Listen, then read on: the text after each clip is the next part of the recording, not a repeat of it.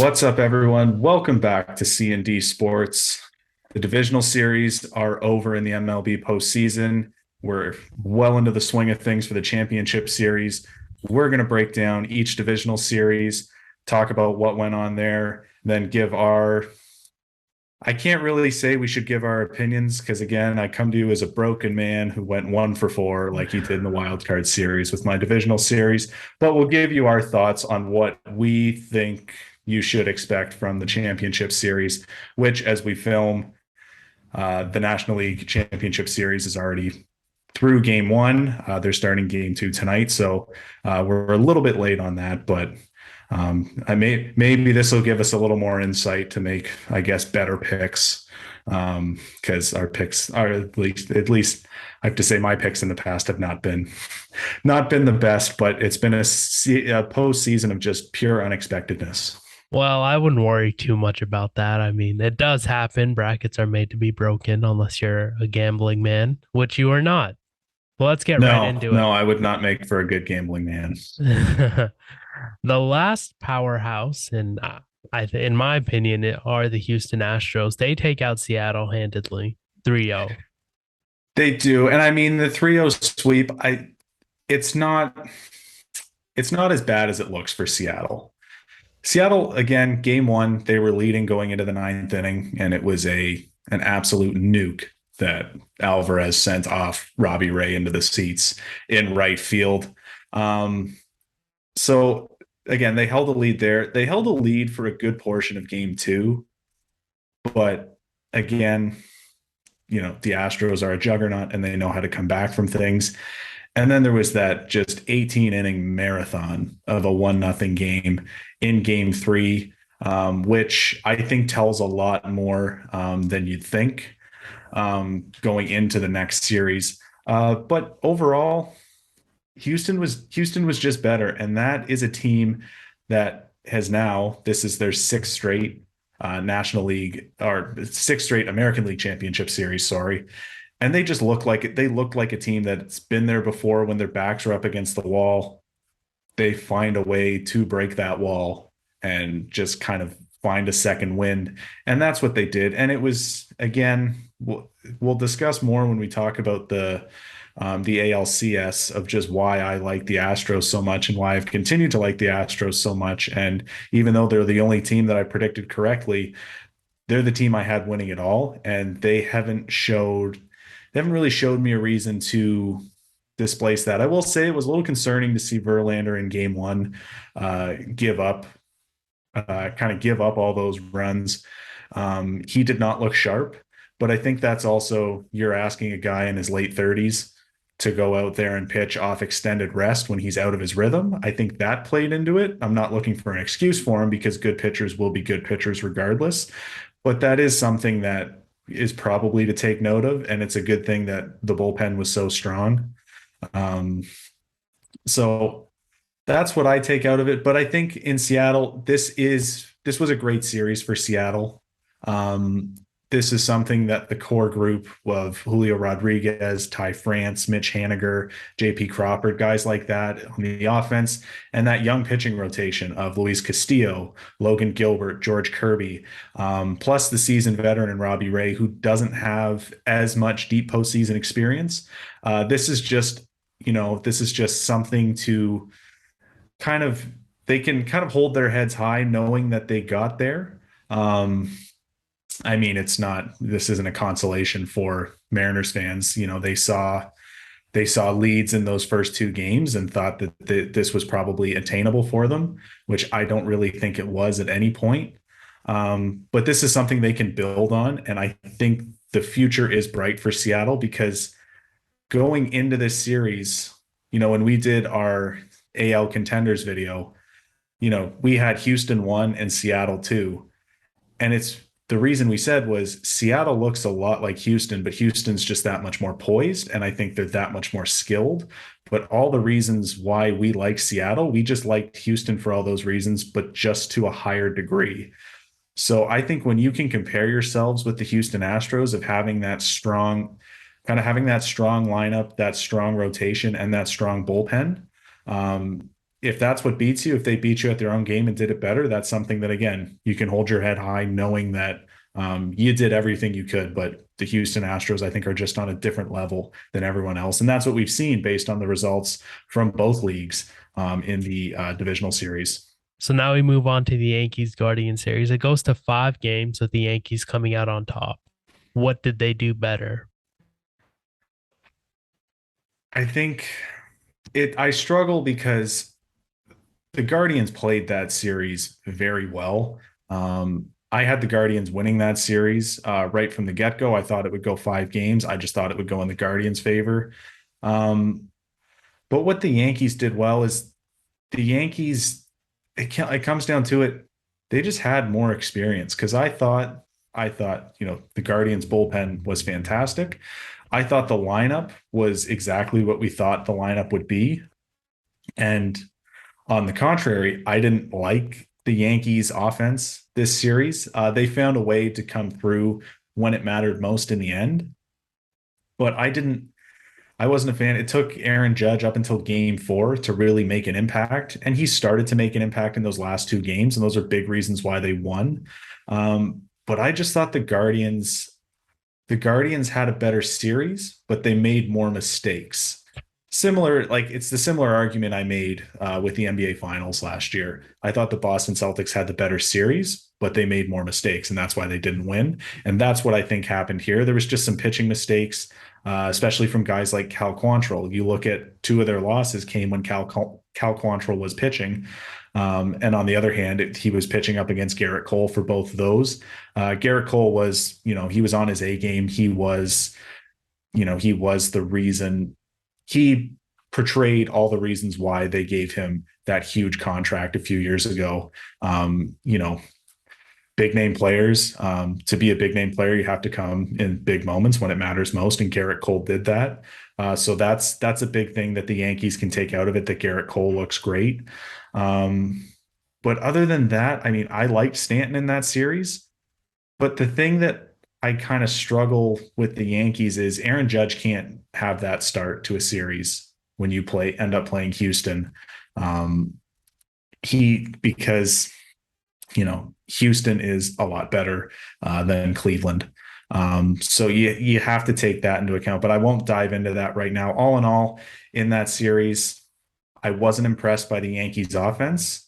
Cleveland was everything I expected them to be in this series. And that, they hitting, pitching, bullpen was exactly what I expected. And with that too comes the lack of experience. This was a very young team. I just didn't expect that lack of experience to be their downfall, and it really was. Again, I say guys like Cal Quantrill, very young in his career. He made some mistakes. Tristan McKenzie made some mistakes in his start there. I think that they squandered a lot of opportunities hitting wise as well.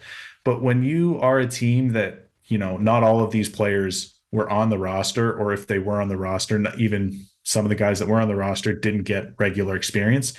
That team had 17 players make their rookie debuts in the MLB this year.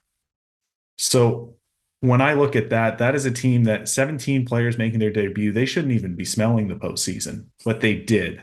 And that just comes to over exceeding expectations. And, sometimes you can take it all the way to the top, but very seldomly can you do that. And I just think it was the lack of experience. The Yankees have been there before. We look at this ALCS matchup right now. The Yankees and Astros, we talked about it you can make the same argument for Seattle. They just hadn't been there before. This is a matchup that we've seen 3 times in the past 6 years.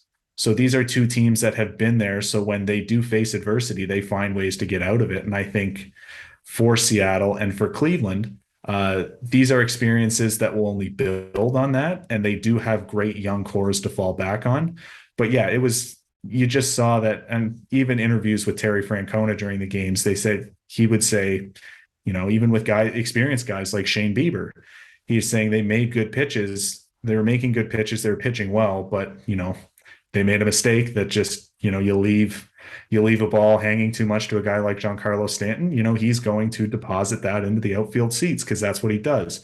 You can't make mistakes to teams like this. And that just comes from just being young and inexperienced. And it happens. that's baseball, that's sports. So not a whole lot to take. I did like Cleveland better. I like Cleveland's series better than I like the Yankees series, but sometimes that doesn't mean a series win. So Yes. And who's your winner for the Houston Yankees series? I mean, it's got to be Houston, right?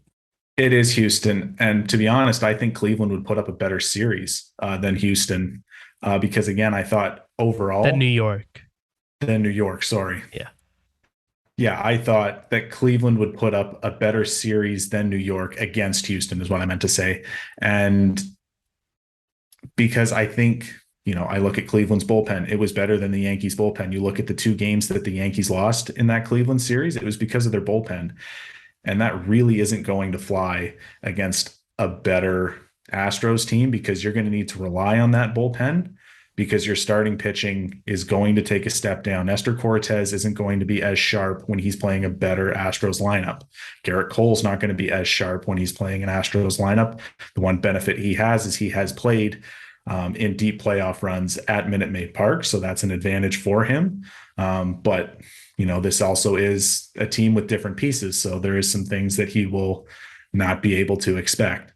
It's not the old guard that was there when he made that World Series run in 2019. So I think the offense, the shortcomings I saw from the Yankees in that Cleveland series, leads me to believe that Houston's offense is firing on full cylinder, or firing on all cylinders. Sorry.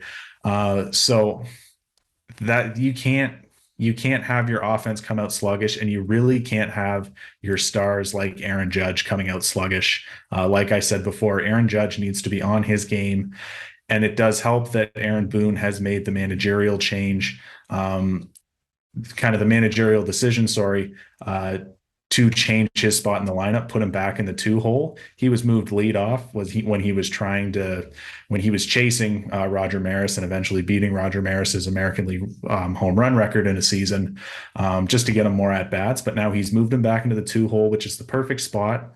Perfect spot for him so that he kind of make that pitcher sweat a little bit. So that's an advantage of a full series of him back where he hits the best in the lineup. But all in all, I'll summarize it like this. Houston's offense is better. Their rotation is better. Their bullpen's better. They're managed better.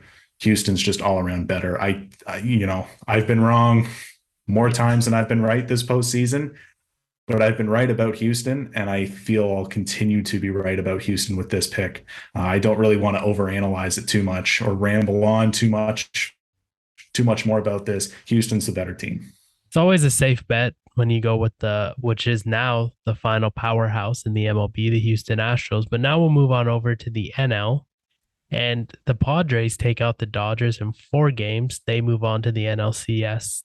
Yeah, they move on and in a pretty convincing manner. And a lot of people were saying that this was unexpected. And based on the season totals, yeah, it was unexpected. The Dodgers own the Padres in the regular season. So, but at the same time, I'm not going to take credit and say I got it right because I picked the Dodgers. But originally, I had the Mets moving past the Dodgers. Obviously, the Padres beat the Mets. So I knew the Dodgers were vulnerable. And I said before when we did our divisional series preview there, if any one of the juggernauts was going to be knocked out, I thought the Dodgers would be that team. And it turns out that, they weren't the only one, but they were certainly one. And it's because San Diego has so much potential that they didn't show. And we saw everything that they were capable of doing, even without having Fernando Tatis there, which if you look back on it, when Fernando Tatis was supposed to come back from injury and got his 80-game suspension, and you told me that the Dodgers would win 111 games, but they would lose in 4 games in a best-of-5 series to the San Diego Padres, I think you're crazy. I really would. I didn't think that they were capable of doing this. I thought they were capable of making the postseason, but I thought they'd scuffle in there because I thought that they really needed Tatis to really complete that lineup. But it turns out they don't, and they did everything well. They found a way to keep the line moving, and they really got complete a complete lineup contribution from 1 to 9. It's their 9 hole hitter, Trent Grisham, in the wild card series. He was their overall MVP, and he was their offensive MVP for sure if they handed out divisional series MVP awards. Trent Grisham was fantastic. And when you have your 9 hole guy hitting like that, it just means everyone else is also going to be to have the confidence to do their job. And we saw production from Manny Machado. Jake Cronenworth had a great series. Even guys like Kim had great series. The Padres pitching also kind of reaped that confidence that their lineup was going to do their job. And, the Padres pitching on really was able to neutralize what should be considered the best lineup in baseball. The Dodgers have the best lineup on paper in baseball, but Yu Darvish, on the best days, he can neutralize those lineups. And we saw that there. We saw the best of Yu Darvish. Joe Musgrove, same story. We saw the best of Joe Musgrove. Blake Snell had a good series. And that bullpen, I'm pretty sure it still stands. Don't quote me on it. But they had a stretch of over 9 shutout innings early on in that series. They didn't miss a beat. And the bullpen was something I was a little worried about, especially with Josh Hader kind of scuffling his way into the postseason after that trade deadline acquisition from the Milwaukee Brewers. He wasn't the same Josh Hader that we're used to seeing, but he's been fantastic, really led the way. Guys like Robert Suarez have been fantastic. Guys like Tim Hill have been fantastic out of the pen. And the list goes on. That bullpen has been phenomenal, and you really need strong pitching if you're really going to need strong pitching if you're going to progress on. It's the offense that kind of gets all the glitz and the glam when it comes to postseason lore. But it's the pitching that really needs to be there in order for the offense to really have the opportunity to make that difference. And that's exactly what the Padres did this series. They just outpitched them. And the biggest vulnerability for the Dodgers that I was saying before, I wasn't confident in the bullpen. Bullpen put up good numbers, but it was a lot of guys that, they haven't been there in the past. And to the Padres' credit, I think to defend them a little bit, the Padres don't have those guys as well, but they do have some guys, especially a guy like Josh Hader, who's been there before with the Brewers. I think that certainly makes a difference, and I just was not confident in that Dodgers bullpen. And you look at some of the losses there. Andrew Heaney gave up runs. Almonte, he was responsible for the Game 4 loss. So that's kind of how I see it. The bullpen wasn't where it needed to be. I think they needed kind of a show me piece in that bullpen, like a Josh Hader, who on the other side, and they just didn't have that to counteract. And yeah, the lineup it was a bad series for the lineup. It wasn't a horrible series, but it was a bad series. And with that, we'll move on over to the Atlanta Philly series. And another upset. Philly takes it in also 4 games. Yeah, and Philly really switched up their offensive mentality, and that's why they were able to get to Max Fried on multiple occasions. When you can chase one of the best pitchers out of baseball and change your strategy to do so, you're doing something right, and that is what I can see having that long-term success in the postseason. They changed their philosophy of, you saw power guys willing to lay down the bunt like Harper and like Schwarber. You saw that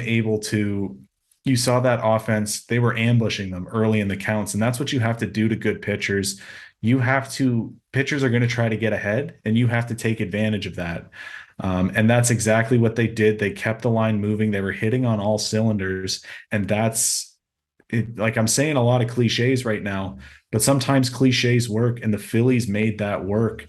And they really utilized their strengths too, especially with the long ball. They have a very power friendly lineup with Bryce Harper, with Kyle Schwarber, with Nick Castellanos.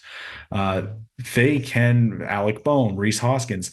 These are guys that can beat you, with the bats, and can beat you with with the power bat.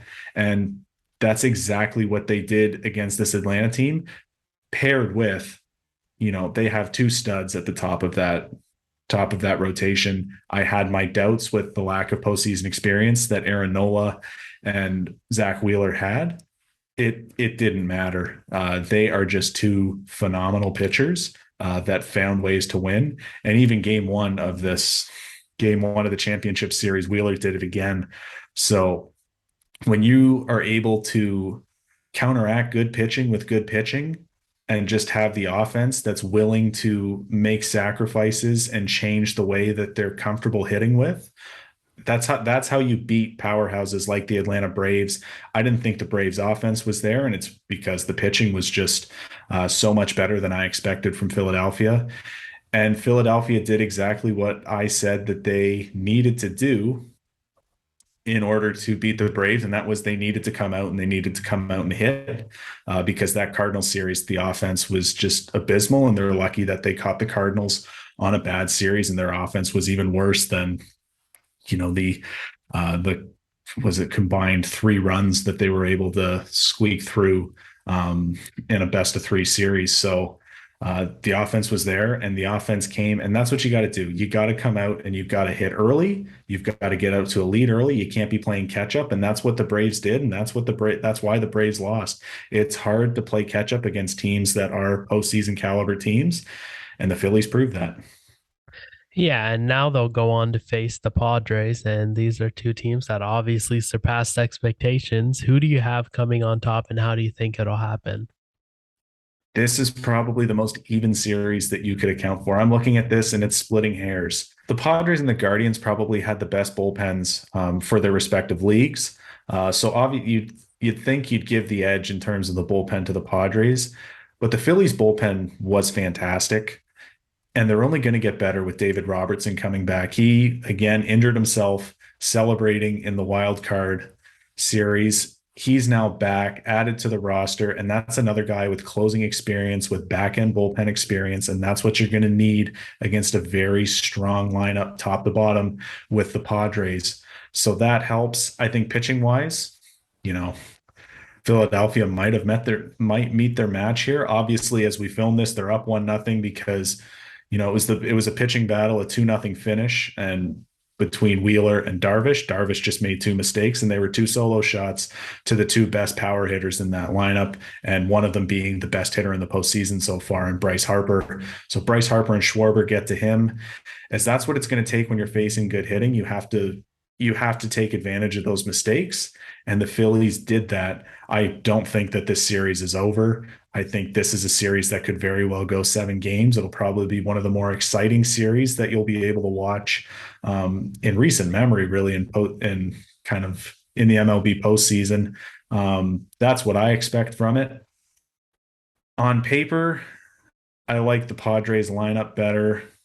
I like the depth of their rotation better. I'd probably give the edge to the Phillies bullpen if they're on their game, but I mean, the Padres put up great numbers as well. So on paper, I'd go with the Padres, but my gut is telling me Phillies.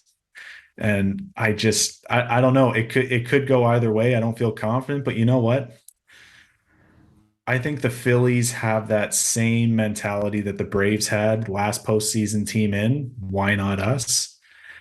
And I think Bryce Harper is just when Bryce Harper's on, like, let's not forget this is the reigning NL MVP. He's not going to win it this year, obviously, but he looks like that type of hitter right now. And I think if they can keep that same mentality that they were able to dismantle the Braves hitting with, again, Braves pitching with against the Padres pitching, why not the Phillies? So you know what? I'm going to say the Phillies, and I think this will go the distance to 7 games.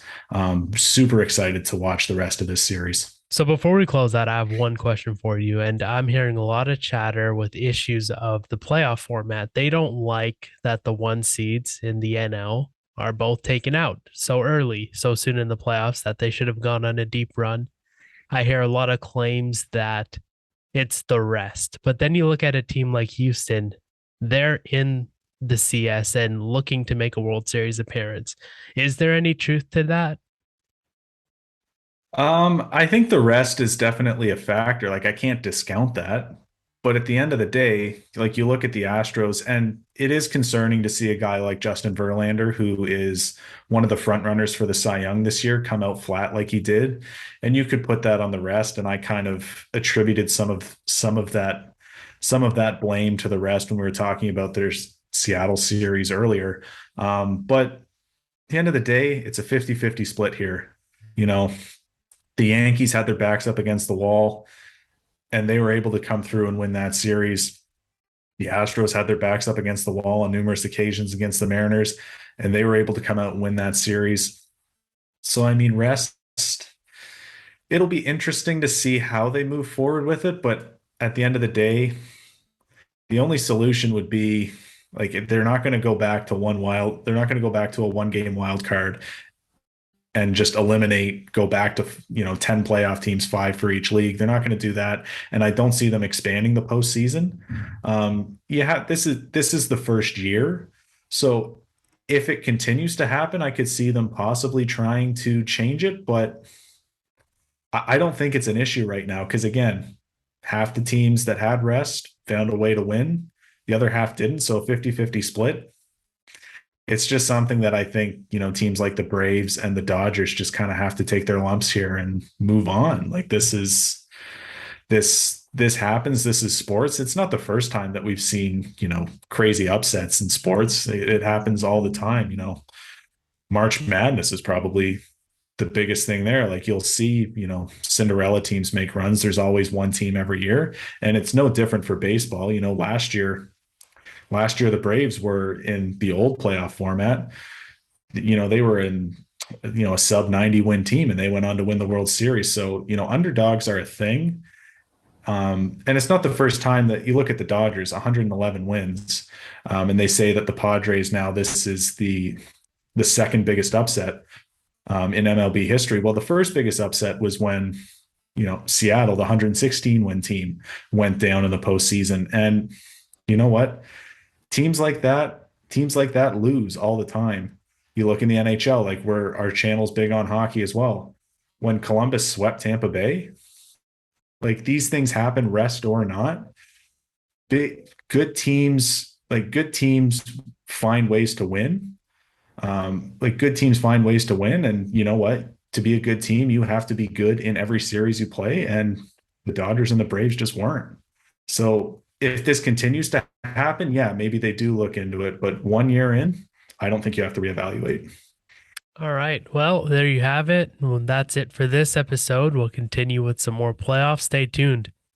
Philly and San Diego, it's a series to watch. I mean, even New York and Houston, it's a series to watch. So stay tuned. We'll keep you up to date and we'll see you next time. Peace. Sweet.